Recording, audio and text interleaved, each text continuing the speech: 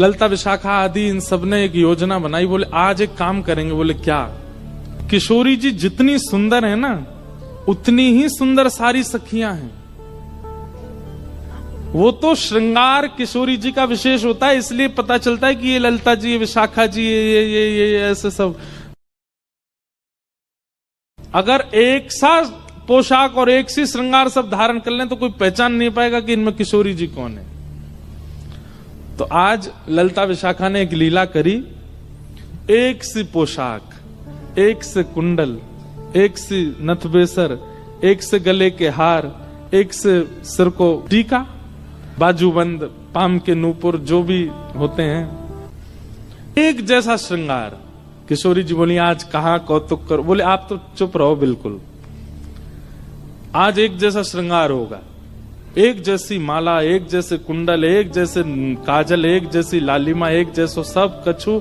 और आज श्याम सुंदर कुंज में आएंगे तब हम उनसे पूछेंगे बताओ हम में से राधा रानी कौन है। किशोरी बोली अरे ऐसे मत करो, बेचारे बड़े भोले हैं, एक से सब देखेंगे पहचान नहीं पाएंगे, और नहीं पहचान पाएंगे तो मुंह को कष्ट होएगा। तो सखियां बोली आप भी जानती तो होगी वो पहचान नहीं पाएंगे। नहीं नहीं, अब वो तो मुझे पता है कि वो पहचान तो जाएंगे, लेकिन कहीं तुम सबरी बड़ी उद्यमी हो, कहीं ऐसा श्रृंगार कर लियो, कहीं कोई और पे दृष्टि चली गई और फिर मुझे बड़ो श्रम है जाएगा। ललिता विशाखा बोली श्रम ना होगा, बल्कि स्पष्ट है जाएगी बात।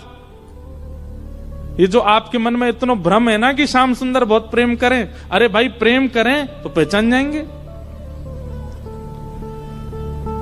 किशोरी जी बोले अब तुम्हारी जैसी राजी हो तुम करो। सब ने एक जैसा श्रृंगार किया।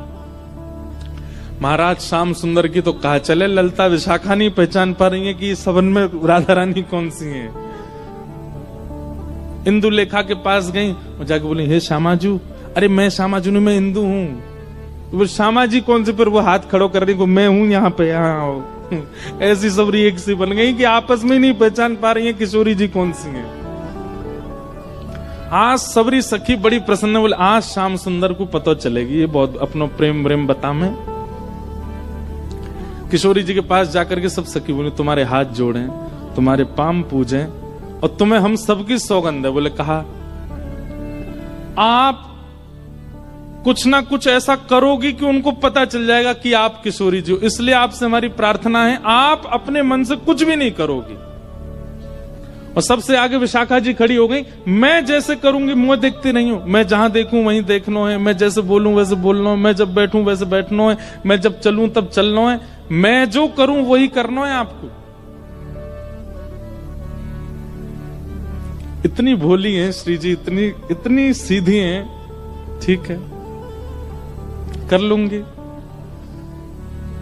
प्रसन्न भी हैं सारी गोपियां, लेकिन चिंता भी हो रही है मन में कि कहीं श्याम सुंदर पहचान नहीं जाए कि कौन सी है किशोरी जी। आहा शाम की बेला हुई, ठाकुर जी बढ़िया सुंदर कटकाछनी पहन करके, मुकुट धारण करके, सुंदर श्रृंगार गलमाला पहन करके और कानन में बढ़िया मकराकृत कुंडल धारण करके वंशी बजाते भय निकुंज में जैसे ही आए। निकुंज में प्रवेश करके जैसे नेत्र खोल करके देखे, आज तो भैया 9 राधा रानी खड़ी हैं सामने, अष्ट सखी और किशोरी जी। ठाकुर जी बोले जे का भय भैया, ये सबरी किशोरी जी कैसे बन गई? अब सामने 9 की 9 एक साथ बोल रही हैं, आओ श्याम सुंदर स्वागत है। अब 9 को एक ही स्वर निकलो, भैया जी का है गो, ये इतने सारे कैसे है गए? अब एक कोई बोल जाएगा और बाकी शांत रहे तो ठाकुर जी को पता चल जाएगी ज्यादा चपड़ चपड़ बोल रही है जो विशाखा है, तो इसलिए सब एक साथ बोल रही हैं, हे श्याम सुंदर। आप कहते हैं कि आपका और किशोरी जी का बालपन का संबंध है, आप बचपन से ही एक साथ हो। ठाकुर जी बचपन ते नहीं जन्मन ते संग हैं, हमेशा ते संग है। तो बोलो ठीक है, अपने आप उंगली रख करके बताओ हम में से किशोरी कौन सी है, हम में से राधा रानी कौन सी है।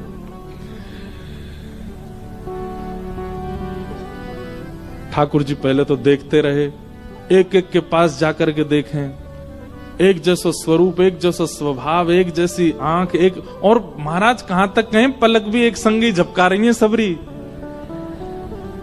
ठाकुर जी को आज नानी याद आ गई अपने, बोले कि भैया कौन सी किशोरी थी।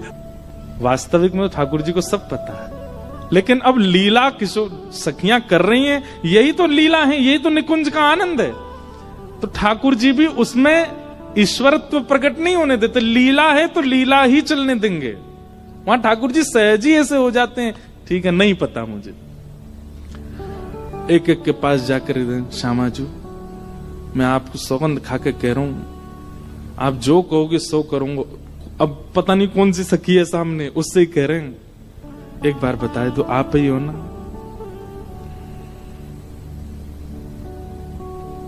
सबके आगे जाके मनोहार करें, लेकिन ठाकुर जी नहीं पहचान पाए। ठाकुर जी बोले अब कहा करूं मैं, कैसे पहचानूं, कैसे ढूंढूं कौन सी है इनमें तो किशोरी जी। तभी ठाकुर जी बोले भैया सब सखीन के रूप एक से है सकें, आंख एक सी है सके, श्रृंगार एक सौ है सके, वस्त्र एक सौ है सके, पर स्वभाव किशोरी जी जैसा कोई को ना है सके। और बोले स्वभाव के लिए तो फिर मोकू कछु ने चतुर काम करना पड़ेगा। ठाकुर जी बोले मैंने पहचान नहीं। सब सखी बोली कौन सी है? बोले रुक जाओ सिंहासन पे बैठ के बताऊंगा। दूर जाके बैठ गए और सिंहासन पे बैठ के कहा कह रहे हैं वो खड़ी। सब सखी के कौन सी? सब पे उंगली कर रहे हैं, वो खड़ी वो खड़ी, दो वो खड़ी वो खड़ी। जाको तन गोरो। सब सखी बोली हम सबन के बस तन गोरे हैं। नहीं नहीं नहीं नहीं, उनको रूप रंग कहा बता रहे है? बोले ये वही हैं। बोले कौन सी? अरे वही जो तुम सबन के बीच में खड़ी हैं। बोले कौन सी? बोले जाने। कहा मैं जब छोटो हतो तब इनने ही मोकू सिखायो। बोले कहा सिखायो? बोले अरे बालपन में इनने ही मोकू छल करनो, इनने ही मोकू हट करनो, और कहा बताऊं अलग अलग प्रकार की चोरी करनो मोकू इनने ही सिखायो। जैसे ही कही ठाकुर जी ने बालापन में इन्हें ही सिखायो छलबल बहुविधि चोरी। इतने में ही किशोरी जी सामने आके मैंने कब सिखायो तुमको? ठाकुर जी बोले ये रही हमारी श्यामाजू। ललता विशाखा सब सिर पकड़ के बैठ गई। बोले हे किशोरी जी कहा कियो? किशोरी जी घबरा गई। अरे अरे मुझे गलती है गई। बोले गलती का है गई? आपने तो 2 मिनट में आके कह दी कि मैं हूं किशोरी। हाँ ठाकुर जी दौड़ करके गए, किशोरी जी को अंक में भर लियो। सब सकीन के कैसी भोली हमारी किशोरी जी, कैसी सीधी हमारी श्री लाडली जी।